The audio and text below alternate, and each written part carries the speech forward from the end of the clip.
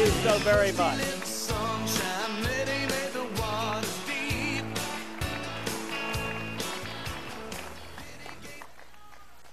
Well, it is great to be with so many friends here in Iowa. Thank you, Gopal, for that very kind introduction. Thank you, AJ and David, for inviting me here today. Thank you, Governor Branstad, Lieutenant Governor Reynolds, for the gracious hospitality. Thank you, my friend Chuck Grassley, for welcoming into your home state with so many dear friends of yours. And thank you to each of you for coming out tonight. I promise you, I'll do everything humanly possible to try to speak for less than 21 hours.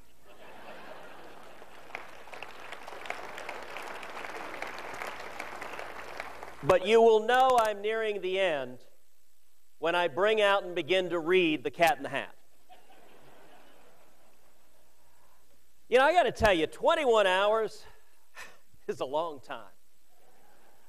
I mean, that's almost as long as it takes to sign up on the Obamacare website.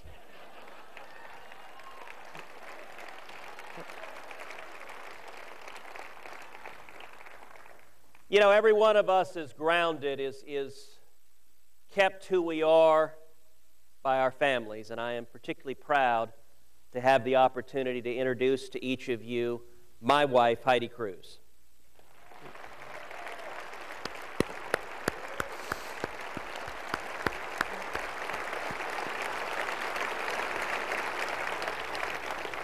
Heidi is beautiful, she is brilliant, she is an incredible mother to our two baby girls, she is my best friend in the world, and she is the love of my life. I love you, sweetheart. Thank you for being here.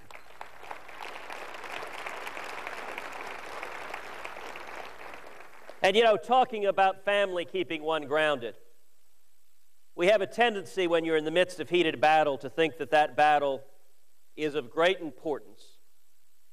But somehow our kids don't always perceive it to be quite the same. Last Sunday, Heidi and I were up in D.C. with our two girls, Caroline's 5, Catherine's 2. And we were driving to Mount Vernon that afternoon to spend a little bit of time with the girls. And Caroline, the 5-year-old, asked her little sister, she says, "Catherine, what do you want to do when you grow up?" And Catherine says, "I want to work in the U.S. Senate. I want to work with Daddy." And Caroline goes, "That's boring. We're going to be in a rock band." And then she threw in the zinger. She said, "Besides, Daddy will be dead by then." That's a true story. I'm sitting there driving the car while she said that. I have to admit, I wondered if Caroline had been talking with Republican leadership. If she knew something, maybe I didn't. You know, I am here tonight more than anything else with a word of encouragement, with a word of hope, and with a word of optimism. What I want to talk to you about tonight is that we are facing extraordinary times. The answer to what we're facing is growth. Only the people can turn us around, and the fight is worth it. Let's start with the extraordinary times we're facing. This is not a typical moment in the political process. We are facing extraordinary threats to our nation. We are seeing an administration that seems bent on violating every constitutional protection we have in the Bill of Rights.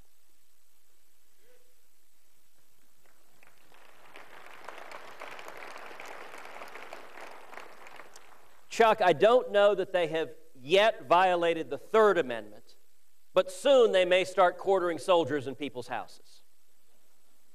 If you look at the First Amendment, at the complete disregard this administration has treated religious liberty, whether it is telling servicemen and servicewomen that they cannot share their faith with others or risk discipline,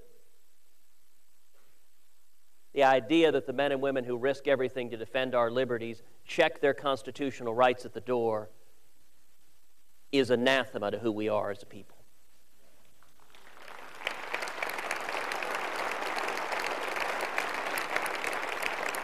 We saw just a few months ago an Air Force chaplain in Alaska, reprimanded because he posted on his blog the simple statement, "There are no atheists in foxholes."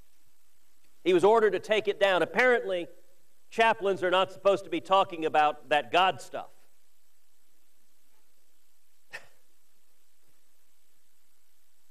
Now, this particular chaplain, that phrase, he was quoting President Dwight D. Eisenhower, who I would note had some passing familiarity with the military. We've seen the assault on our Second Amendment. No administration in history has tried to come after the Second Amendment like this administration. Now, Vice President Joe Biden,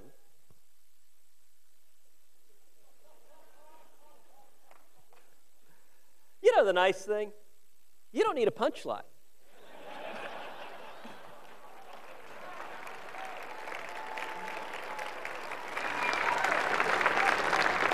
You just say his name, people laugh.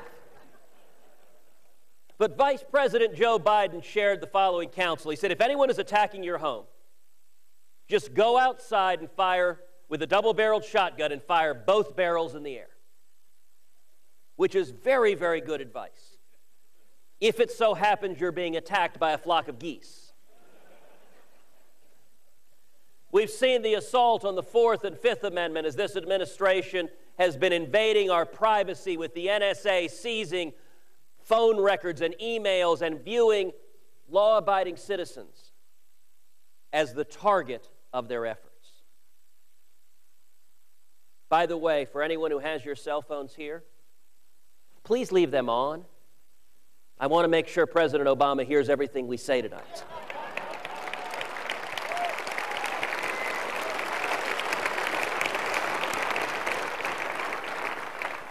And we've seen the assault on the 10th Amendment as the federal government's power has extended beyond and beyond and beyond the limits. And no extension is more egregious than that power grab that is Obamacare.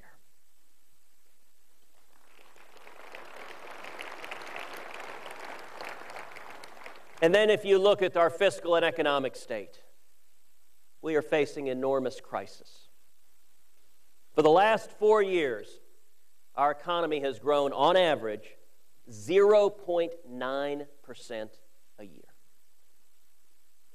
0.9% a year. You know, there's only one other 4-year period since World War II of 4 consecutive years of less than 1% growth. That was 1979 to 1982. That was coming out of the Jimmy Carter administration. It was the same failed economic policies, out of control spending, taxes, and regulation, and it produced the exact same economic stagnation.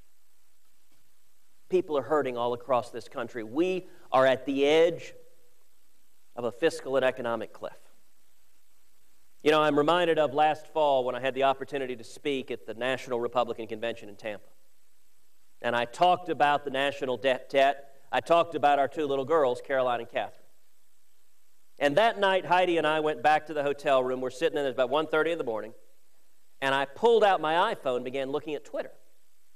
And Paula Poundstone, the comedian, it so happened she watched the convention that night. I guess she didn't have anything better to do. And she sent a tweet. She said, Ted Cruz just said, when his daughter was born, the national debt was $10 trillion. Now it's $16 trillion. What the heck did she do? Heidi and I laughed so hard we almost fell out of bed. But you know what? Caroline is 5. In her short life, our national debt has grown over 60%. What we are doing right now is fundamentally immoral.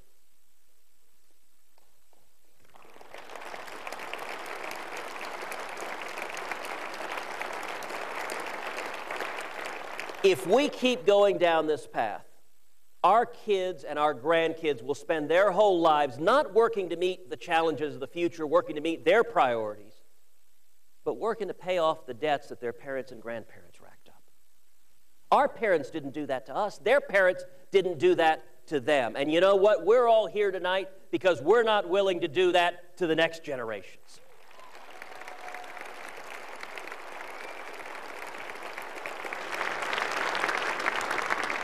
So that leads to my second point. Growth is the answer. Growth, if there's one word every Republican should have tattooed on his hand, it is growth. The book of Ecclesiastes tells us there's nothing new under the sun. I'm going to suggest the challenges we're facing right now are very, very similar to the late 1970s. This president is fond of saying he inherited the worst economy in the history of the universe. Doesn't seem to have a whole lot of historical memories. How many of y'all remember the late 1970s? You remember double-digit unemployment? 22% interest rates? Gas lines going around the block? Stagflation? You remember our hostages languishing in Iran for 444 days while the president wrung his hands, unsure of what to do? The answer we saw in 1980 was a grassroots revolution. It was the Reagan Revolution. It was millions of Americans, many of the men and women in this room who stood up, who got involved and said, we're going to get back to the principles that made this nation great.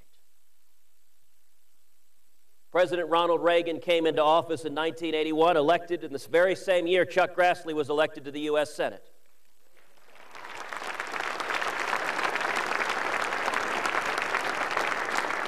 And he implemented policies the exact opposite of those President Obama implemented. Instead of jacking up taxes by $1.7 trillion, he cut taxes and simplified the tax code. Instead of exploding spending in the national debt, he restrained the growth of federal spending. And instead of unleashing regulators like locusts to destroy small businesses, Reagan restrained federal regulation and turned it back. The result was some of the most incredible economic growth this nation has ever seen. By the fourth year of Reagan's presidency, 1984, anyone know what the rate of GDP growth was? 7.2%. What does that mean? What does that mean in practical terms? Well, if President Obama, coming into office, inheriting the same lousy economy that Ronald Reagan inherited, had implemented the same policies, and if those economic policies had produced the same economic growth, by today, we would have an additional 7 million new jobs in this country. That is the equivalent of taking every single person who is unemployed in 46 of the 50 states and having a new job for each and every one of them.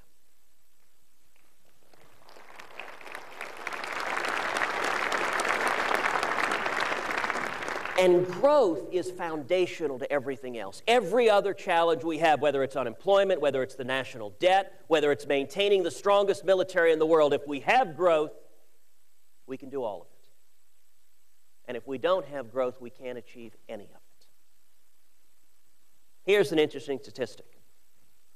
Do you know that an additional 1% economic growth produces over a decade an additional $2.8 trillion in tax revenues and $3.1 trillion in debt and deficit reduction? 1 stinking percent. That's a technical term, a stinking percent. That's what the Republican Party needs to be about. We need to be about economic growth all the time, every day. That's how we turn the country around.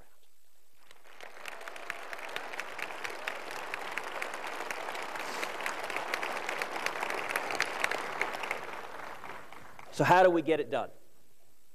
And that's my third point. Only the people can turn us around. I'm convinced we're facing a new paradigm in politics. It is a paradigm that is the rise of the grassroots. I got to tell you, it has official Washington absolutely terrified.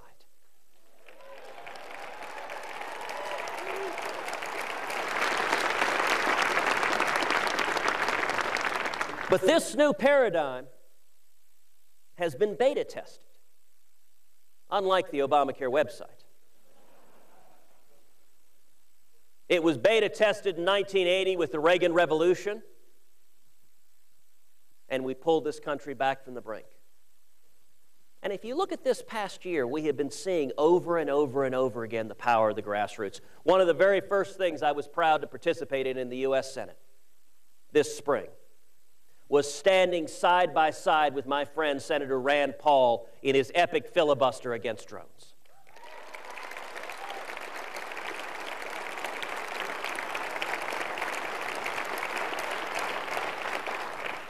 Now, when that started, most of his colleagues in the U.S. Senate didn't understand what Rand was doing.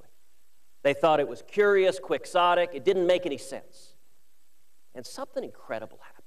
We started to see people all over the country going online, going on Facebook, going on Twitter, speaking out and saying, defend our liberty, defend our constitutional rights.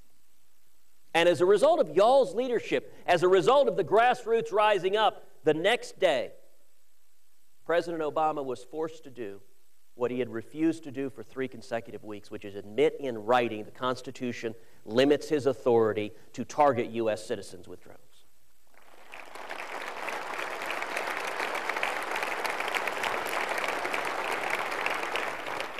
We saw the new paradigm a second time on the battle over guns. Following the tragic shooting in Newtown, Connecticut, President Obama didn't come out as he should have, targeting violent criminals. And listen, I think violent criminals, we should come down on them like a ton of bricks.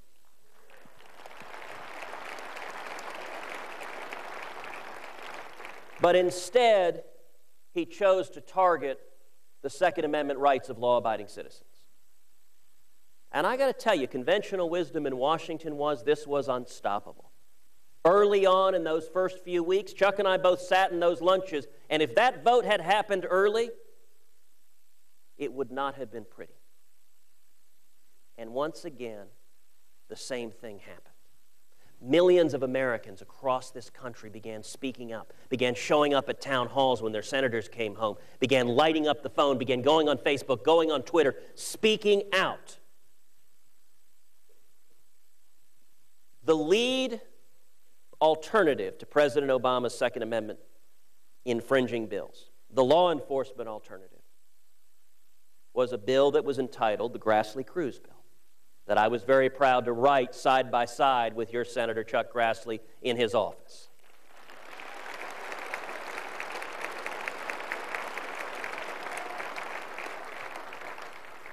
It received 52 votes, the most bipartisan votes of any comprehensive bill concerning guns. 9 Democrats voted for Grassley-Cruz. But Harry Reid and the Democrats filibustered it and prevented it from passing into law. But let me tell you something, even though Washington was convinced after Newtown nothing could stop the president's anti-gun agenda, when it came time for a vote, every single proposal of the president's that would have undermined the Second Amendment was voted down on the Senate floor.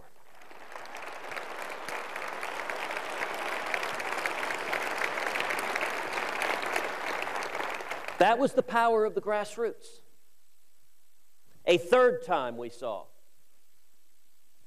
concerned immigration, where the president, along with Senate Democrats, made a push to grant amnesty to those here illegally and not to secure the borders. And they pushed it through the Senate. They had the votes to push it through the Senate. But the American people rose up in overwhelming numbers and said, no, we don't support granting amnesty without securing the borders and solving the problem.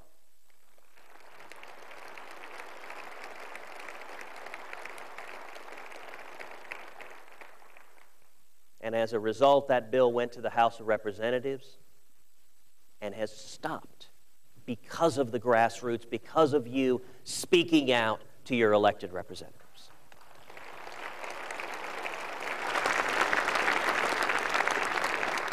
A fourth example was Syria.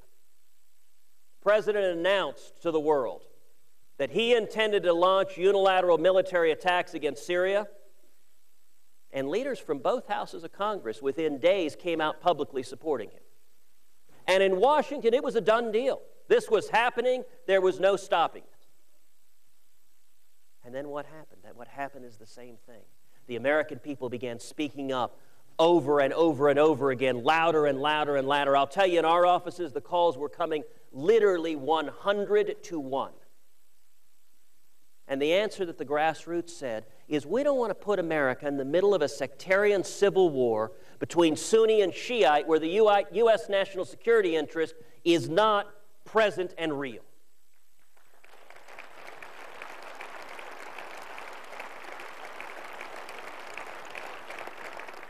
And as a result of y'all's leadership, what was a fait accompli was stopped dead in its tracks. And then the fifth and final example is the battle we just went through over Obamacare. Now, if you read the New York Times, well, that's your first problem.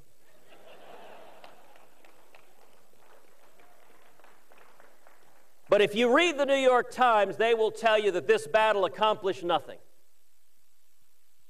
Let me tell you, I think collectively we accomplished a great deal.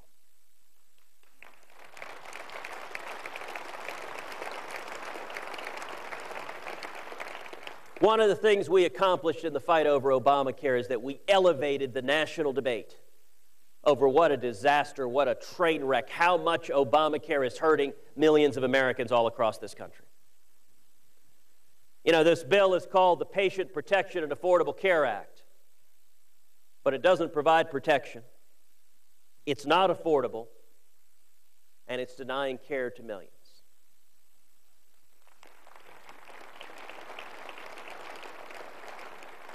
The one word in the title that's true is patient, because if you log on to the website, you've got to be very patient.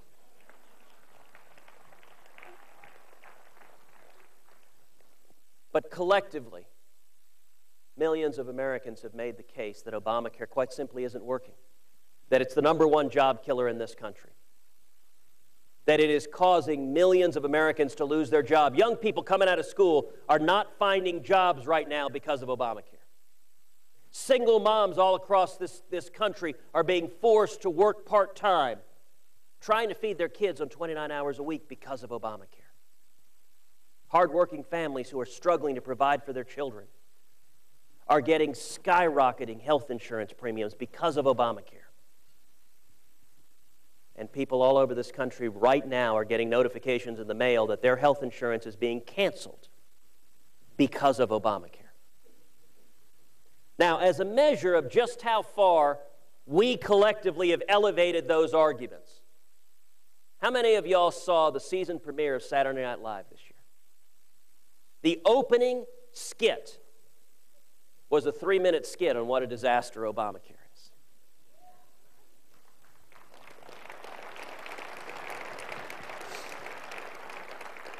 HHS Secretary Kathleen Sebelius went on Jon Stewart's comedy show. If you haven't seen it, go Google it. He ripped her apart.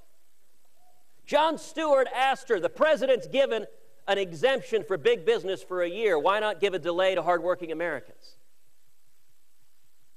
That's a liberal comedian on television making that argument. And by the way, making it to a whole bunch of viewers who would pretty much never listen to Republican politicians talking to them. That's a sign of what we accomplished, elevating the debate. But secondly, what else did we do? We energized the grassroots. The course of just a few weeks, over 2.1 million Americans signed the national petition at don'tfundit.com. You know the hashtag #MakeDCListen? The hashtag #MakeDCListen has been tweeted over 1 million times in the last 30 days.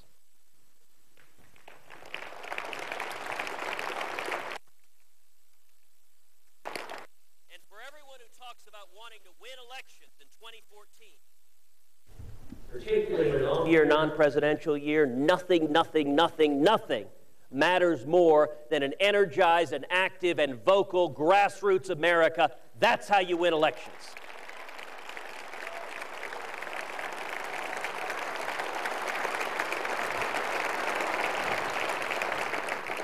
But third, we made Democrats take a lot of stupid votes.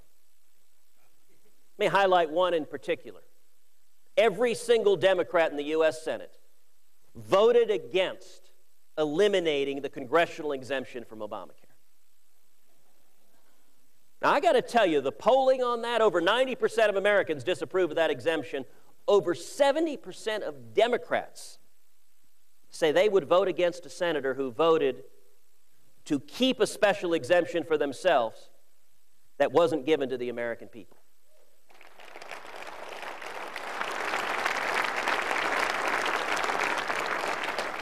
And yet when the House of Representatives passed a continuing resolution funding the government and repealing that exemption, Harry Reid marched all 54 Democrats off that cliff.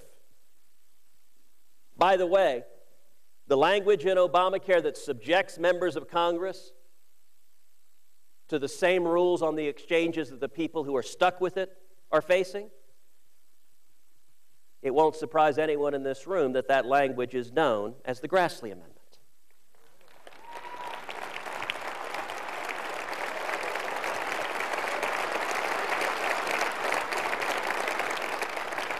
And I promise you, come October and November of 2014, we're going to see TV commercials all over this country of Democrats who voted to give themselves a special exemption from Obamacare their constituents don't get, and there are going to be some Democratic members of Congress and of the Senate who are going to suddenly be experiencing the joys of the private health care system.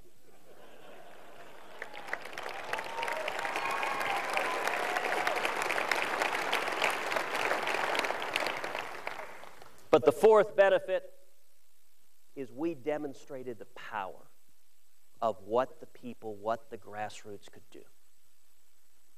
You know, just a few months ago, all of official Washington scoffed that the grassroots would rise up. Then we saw 2.1 million people signing the petition at don'tfundit.com. Official Washington scoffed that the House of Representatives would vote to fund the federal government and to defund Obamacare. And then the House of Representatives, exercising a profile in courage, stood strong and listened to the American people and led the fight.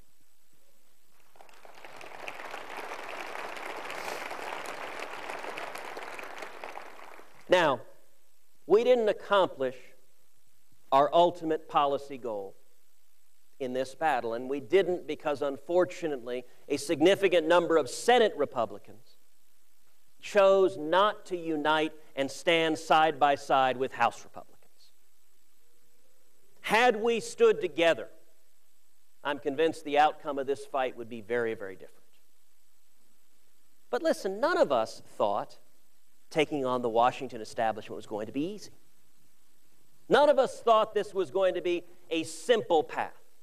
We all understood it was going to be an ongoing effort, and right now, I am more encouraged than ever.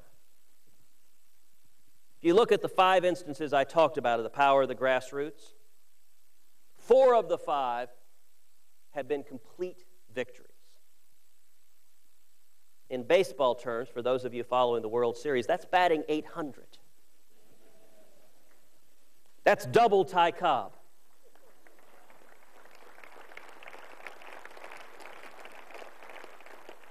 And the 5th one, we saw the American people rise up. We saw the House of Representatives listen, and I am confident in time the U.S. Senate will listen as well to the American people. And so going forward, how do we keep fighting? I'll tell you what I'm spending my time trying to do is 2 things. Number 1, tell the stories. Tell the stories of the people who are hurting. We've launched a national website, MakeDCListen.org. MakeDCListen.org. I would encourage each of you to go home, go to MakeDCListen.org, and upload your stories. Upload your stories. How is Obamacare impacting you? How is it impacting your family, your jobs? Because one of the things we can do in the Senate is help tell a story, help making it real how people are hurting. The second thing I'm trying to do is working to continue to energize and mobilize the grassroots to help all of us. The only way we win this is to win it together. How many of y'all have your cell phones with you? All right, I'm going to ask each of you to take out your cell phone and text the word growth to 33733. Let me say that again. Text to 33733 the word growth. We are working trying to build a grassroots army across this country because the way we're going to stop Obamacare, the way we're going to get back to economic growth, it's not going to come from Washington. It's not going to come from elected officials in Washington. It's going to come from the American people. And what I am trying to do more than anything else is help the American people be mobilized, energized, and carry that message to our friends and neighbors. That's how it worked in 1980. And that's how it'll work now. That leads to my fourth and final point.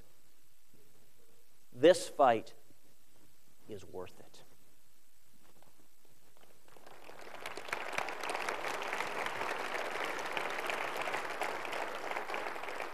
This fight is worth it because, for one thing, it is the path to victory. You know, the media loves a false dichotomy. They love talking about Republican Civil War. It's interesting. You have well-meaning folks, like the New York Times, giving advice on how the Republican Party should save itself. That's a little bit like taking health care advice from Dr. Kevorkian. They are not desiring the same end outcome that you're desiring. We need to unify. We need to come together, and let me tell you, growth and freedom are principles and ideals that unify the entire Republican Party. They are principles and ideals that unify the evangelical community with the liberty movement, with the business community. Growth and freedom are principles that bring together Main Street and the Tea Party. If we get back to our core principles, that's how you reassemble and keep strong Ronald Reagan's three-legged stool. And let me note, if you look at the last four congressional elections, 06, 08, 10, and 12, three of the four were disasters for Republicans. 06, 08, and 12, we got clobbered.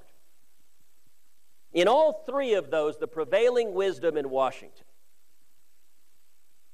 and I got to say, if you took every Washington strategist and dumped them in the ocean, you know what you'd call it? A good start.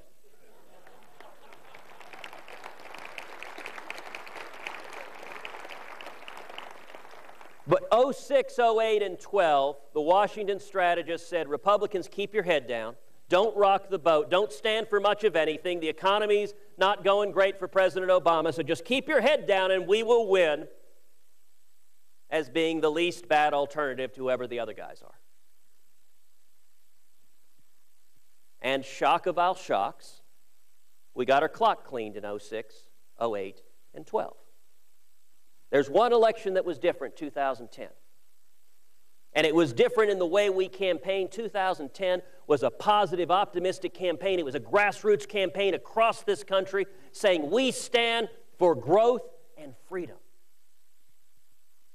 And we stand unambiguously against Obamacare because it is hurting millions of Americans.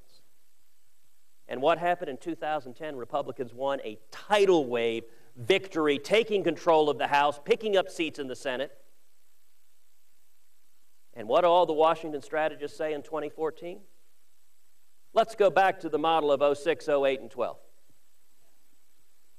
You guys pushing for a stand on Obamacare, that's risky. No. Just keep your head down and we'll win races. That's not how you win races. By the way, it's driven by the old Nixonian adage that in the primary you run to the right, in the general you run to the left. What complete poppycock.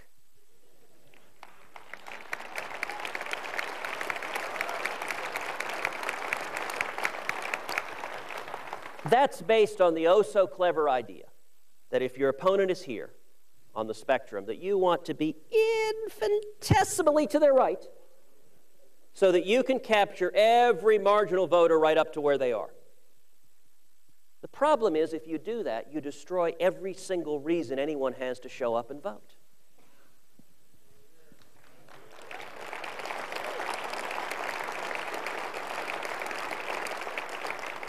Look, the model I turn to over and over again is the model of Ronald Reagan. Does anyone remember in 1980 Ronald Reagan saying, "I am almost exactly like Jimmy Carter, except imperceptibly a teeny-weeny bit more conservative"? Ronald Reagan stood up with a smile and he drew a line in the sand. And he said, "President Carter and I have fundamentally different visions of this country and our future. And if you believe in freedom, if you believe in standing on your own feet, if you believe that government is not the solution, government is the problem, then stand with me." And that's how we saw an epic transformation.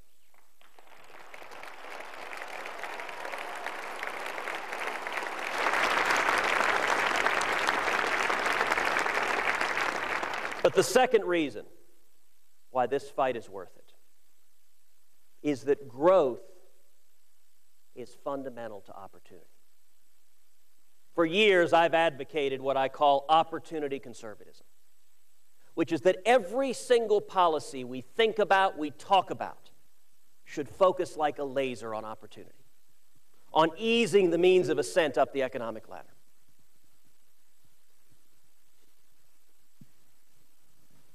The biggest lie in all of politics is that Republicans are the party of the rich.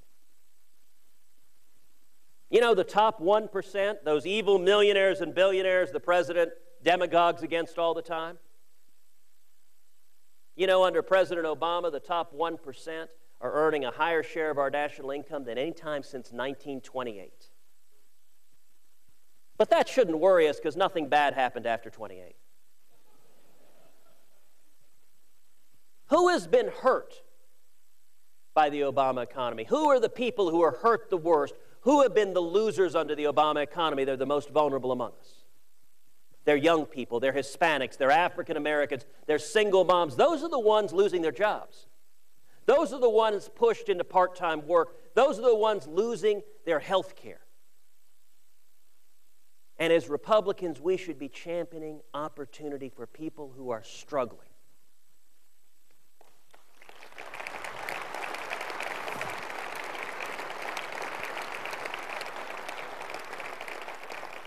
What is the fight over Obamacare about? Let me share with you a couple of stories from MakeDCListen.org. Shannon from Toledo, Ohio, wrote, quote, "My name is Shannon. Both my husband and I are machinists. Since Obamacare has been enacted, our workplace stopped giving raises or bonuses. Our insurance premiums have doubled already and are due to go up dramatically for 2014. On top of that, our hours have been reduced. My 19-year-old son, who's attending college part-time, has a part-time job at Bob Evans as a server. In the past, he was able to work up to 35 hours a week. About a month ago, he was told he could only work up to 25 hours a week as a direct result of Obamacare. In our family, 100% of the working people are seeing a negative outcome on our living wages due to Obama and his fancy laws. Please continue to fight." Here's another story from Rigo, from Humble, Texas. "My name is Rigo, and I am a single father.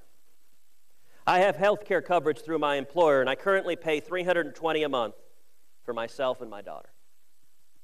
I am extremely worried and concerned that my premium is going to go up if Obamacare goes into effect. I live paycheck to paycheck. and I cannot afford my premium to rise. Please help. One more story from Sherry from Fairmont, West Virginia. I have been forced to part-time employment because of Obamacare. And I now may lose my home because we will no longer be able to afford to make our mortgage. I have major medical issues, and I am losing my insurance and will be forced to obtain other insurance by costly means. I was happy with my insurance and my job, but because of Obamacare, my life is in shambles. I was happy as a worker who was self-sufficient. Obama and his policies have driven me to a state of shame and embarrassment, replacing the pride and satisfaction I once felt as a result of my own self-reliance. God is not happy.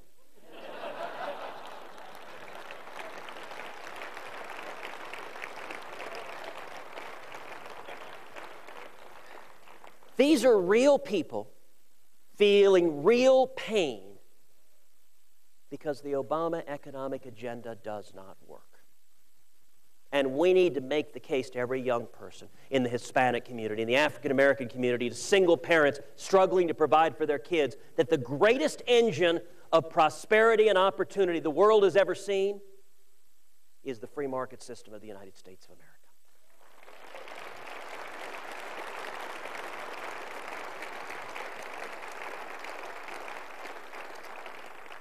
The final point I want to make is, like each of you, freedom for me is not some abstract concept you read about in a book.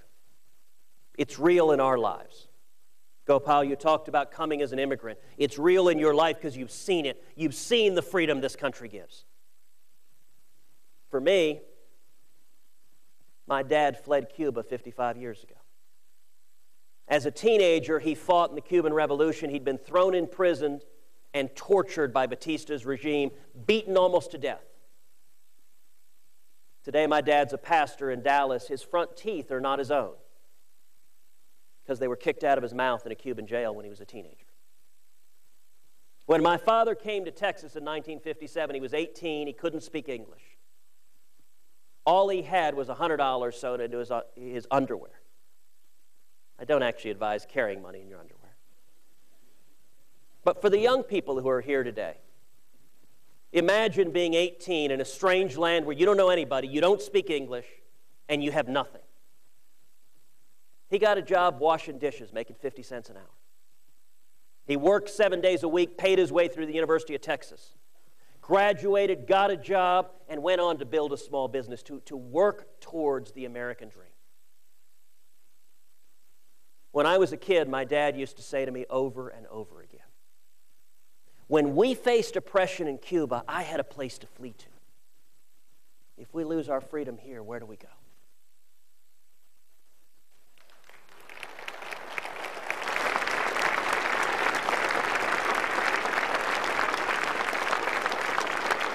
That's why every one of us is here tonight. That's why we are fighting. Because as Ronald Reagan famously observed, freedom is not passed down from one generation to the next in the bloodstream. Every generation has to stand up and defend freedom so that one day we don't find ourselves answering our children and our children's children, what was it like when America was free? That's a question that not a single man or woman in this room wants to answer, and that's why we are fighting, because together, I am convinced, together, standing together, we can get back to our free market principles, to our constitutional principles.